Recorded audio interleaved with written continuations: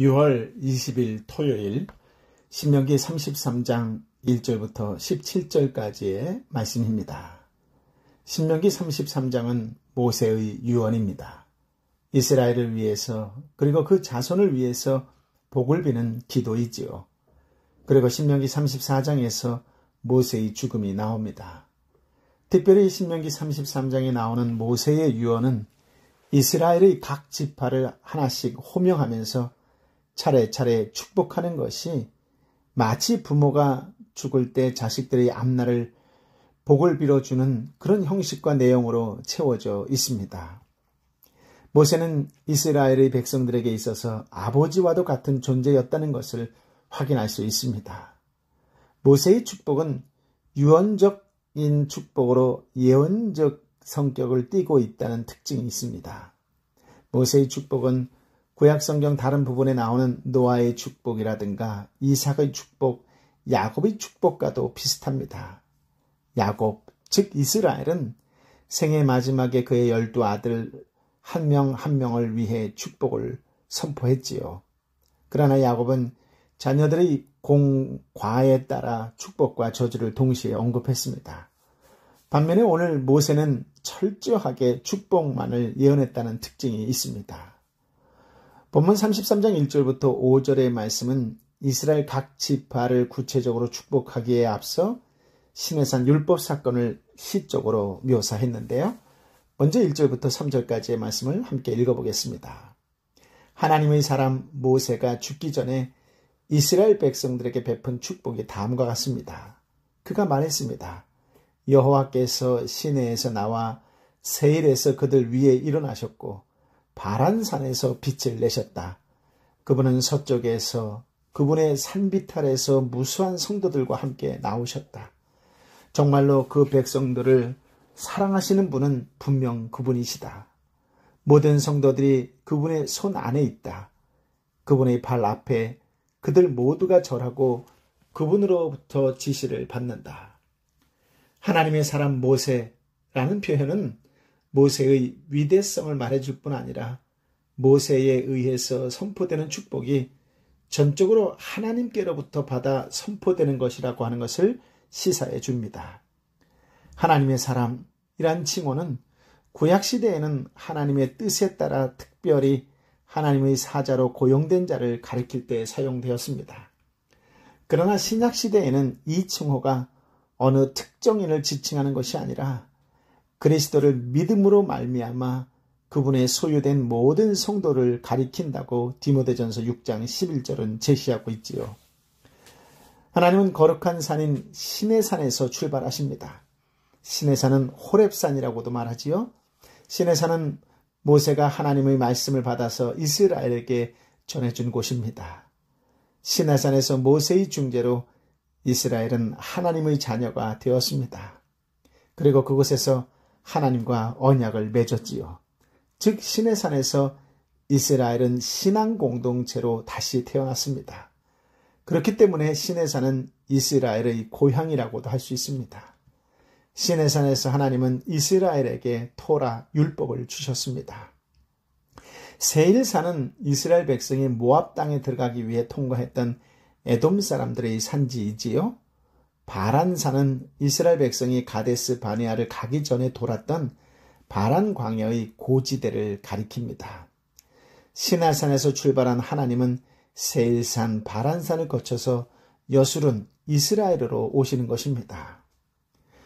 여호와께서 시내에서 나와 세일에서 그들 위에 일어나셨고 바란산에서 빛을 내셨다라고 하는 말은 결국 시내산에서 하나님이 강림하여 이스라엘 백성들에게 율법을 주고 언약을 맺었을 때 그 영광스러운 현현이 얼마나 장엄한지 멀리 떨어져 있는 세일산과 바란산까지도 퍼져나갔다라는 시적 표현입니다.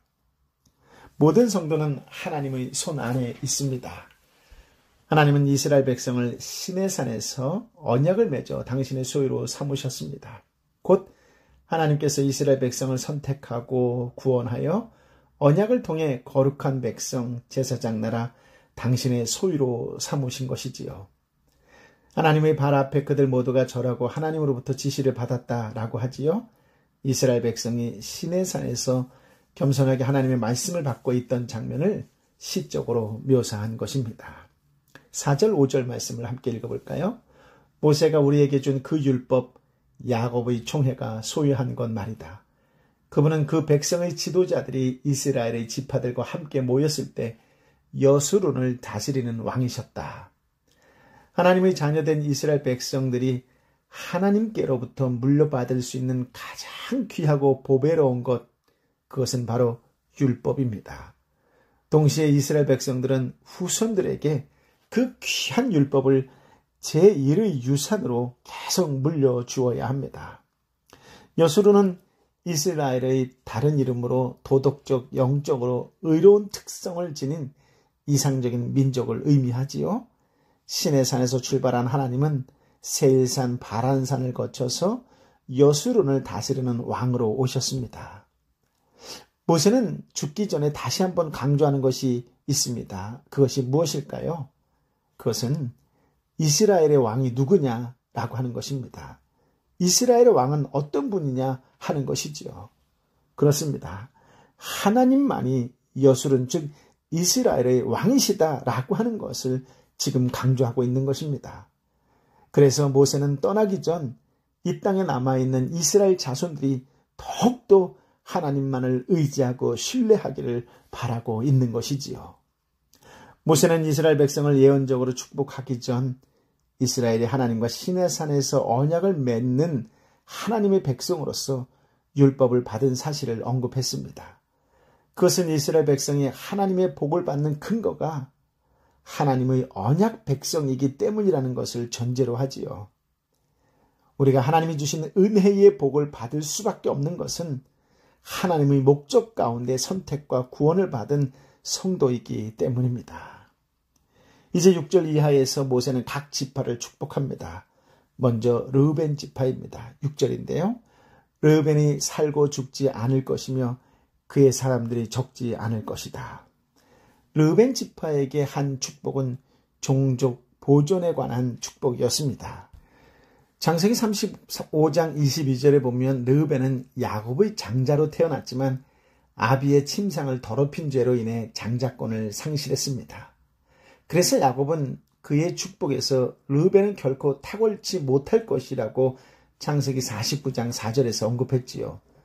하지만 민수기 32장 16절부터 32절의 말씀을 근거로 보면 모세는 르우벤 지파가 요단강 동편에서 기업으로 얻음으로 가나안 정복 전쟁에서 가장 선봉에 서야 할 지파라는 점에서 그 지파가 대적으로 인하여 수가 줄어들지 않기를 축복한 것입니다.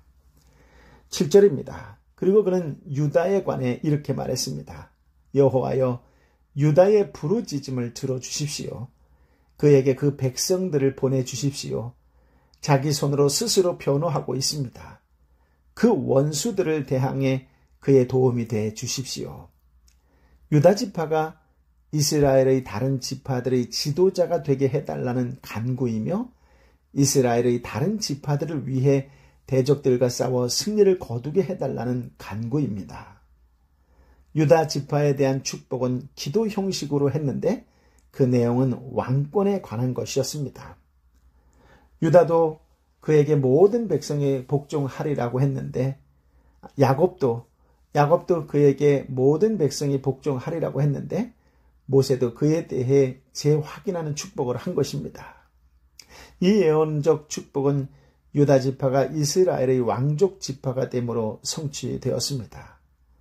궁극적으로 유다 지파에서 예수 그리스도가 남으로 온전히 성취되었지요.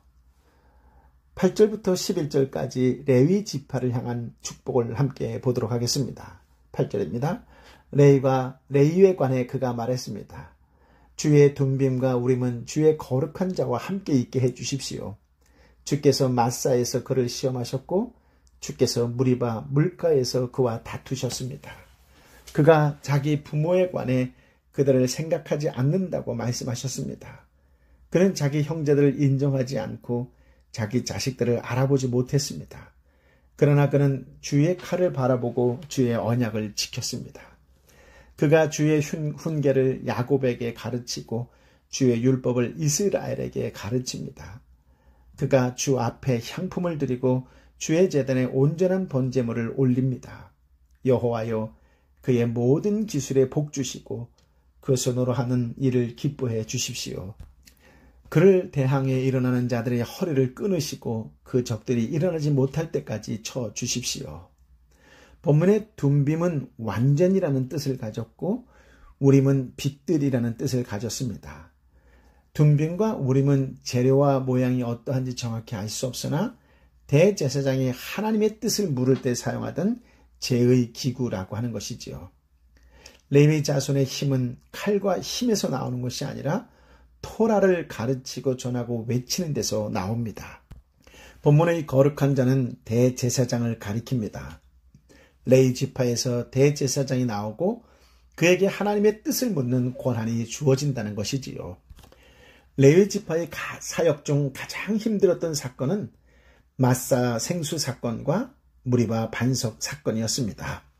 출애굽기 17장 1절부터 7절, 민수기 20장 2절부터 13절의 말씀을 참고하시면 되겠습니다. 모세와 아론은 마사 사건에서는 잘 견뎠지만 무리바 사건에서는 하나님의 거룩함을 드러내지 못하였지요. 하지만 모세와 아론의 행적과는 상관없이 하나님께서 레위 지파는 거룩한 직무를 받아 수행할 것이라고 말씀하셨습니다. 창세기 49장 7절에 보면 레위는 과거 세겜 사건으로 인하여 야곱으로부터 이스라엘 중 나뉘어지고 흩어지리라는 예언을 들었습니다. 하지만 모세는 유다 지파가 금송아지 숭배 사건 때 부모, 형제, 자녀에 대한 연민보다는 하나님의 뜻을 수행하기 위해 그의 형제들에게 칼을 빼든 사건을 두고 축복한 것입니다. 그리고 주님의 훈계를 야곱에게 가르치고 주님의 율법을 이스라엘에게 가르치고 주님 앞에 향품을 드리고 주님의 제단에 온전한 번제물을 올렸습니다. 즉 레위 지파가 이스라엘의 다른 지파들에게 율법을 가르치고 다른 지파를 대신하여 제사를 드린다는 것이지요. 즉 레위 지파는 하나님의 율법을 이스라엘 백성들에게 가르치는 말씀 교육의 직임과 백성들을 대신하여 하나님께 희생 제사를 드리는 예배 봉사의 직임을 감당한 것입니다. 여호와여, 그의 모든 기술에 복 주시고 그 손으로 하는 일을 기뻐해 주십시오라는 기도는 레위 지파의 말씀 교육과 예배 봉사의 일이 복이 되고 하나님의 기쁨이 되게 해달라는 축복 기도이지요. 더불어 레위 지파의 말씀 교육과 예배 봉사의 일을 방해하는 모든 대적자들을 물리쳐 달라는 기도입니다. 하나님을 대적하는 행위는 결코 용서받지 못합니다. 예배를 방해하는 행위 역시 결코 용서받지 못합니다. 이제 베냐민 지파에 대한 축복 12절인데요. 베냐민에 관해 그가 말했습니다. 여호와께서 사랑하시는 자가 그분 안에 안전하게 쉬게 될 것이다. 그분이 온종일 그를 방패처럼 지키시니 여호와께서 사랑하는 자가 그분의 어깨 사이에서 쉬고 있구나. 베냐민 지파에 대한 축복으로서 그 내용은 안전한 보호입니다. 막내 지파에 대한 하나님의 각별한 사랑을 감지할 수 있는데요. 여호와께서 사랑하시는 자가 그분의 어깨 사이에 쉬고 있구나라는 말은 아버지가 자기 자식을 등에 엎은 모습을 표현한 말로서 사랑으로 품어 안아주신다라는 의미입니다. 베냐민은 막내 아들로서 아버지 야곱의 특별한 사랑을 받았습니다. 그처럼 베냐민 지파는 하나님의 사랑을 입어 하나님 곁에 안전히 살리라고 했지요. 주님께서 베냐민을 온종일 지켜주십니다. 13절부터 17절까지의 말씀입니다. 요셉에 관해 그가 말했습니다. 여호와께서 그의 땅을 저 위 하늘의 귀한 이슬과 저 아래에 저장한 깊은 물로 복 주시기를. 해가 내는 가장 좋은 빛으로, 달이 내는 가장 좋은 빛으로, 옛산들의 가장 좋은 선물로, 영원한 언덕의 많은 열매들로, 땅과 그 충만함의 가장 좋은 선물로, 불타는 덤불 속에 계셨던 분의 은총으로 이 모든 것들이 요셉의 머리 위에 머물기를 그 형제들 가운데 왕자인 그의 눈썹에 있기를.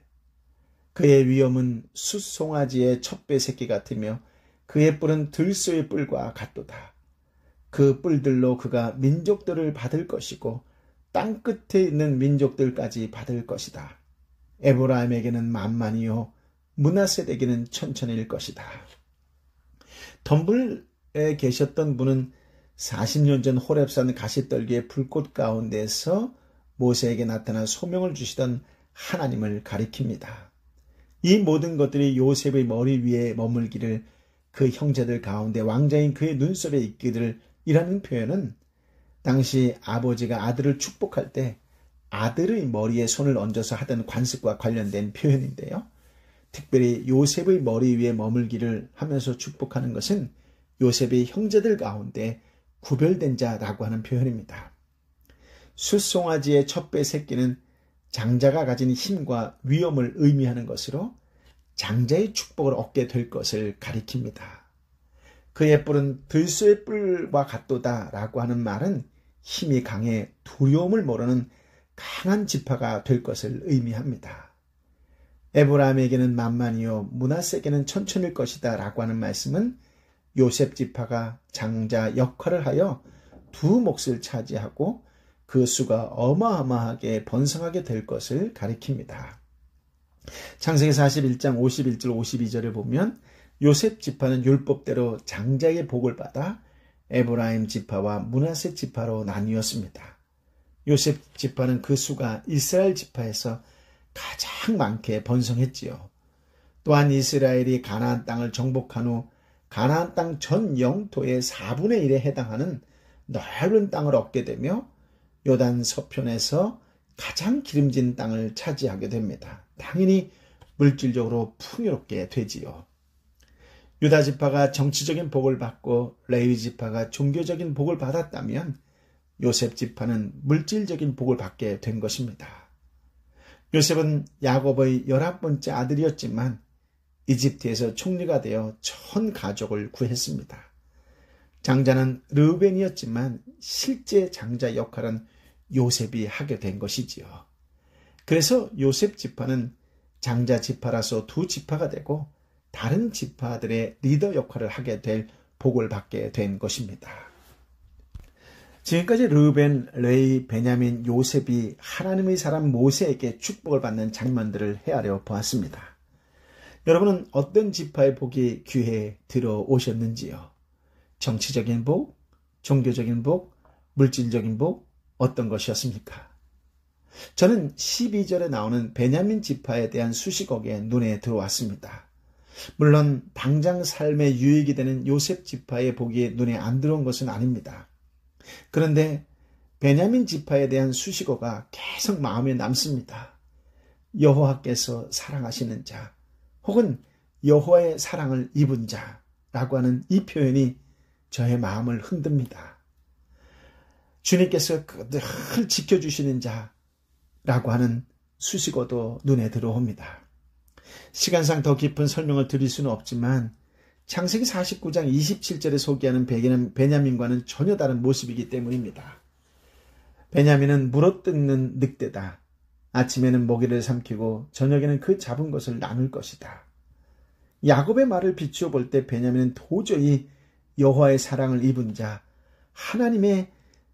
하나님께서 사랑하시는 자라고 말하기에는 너무나도 거리가 먼 사람이었습니다. 그런데 여호와의 사랑을 입은 자로 바뀌었고 여호와의 보호를 받는 자가 되었습니다. 저주의 상황이 축복으로 뒤바뀐 것이지요. 물론 우리는 이 베냐민이 복을 받게 된 이유를 베냐민 안에서 찾을 수 없습니다.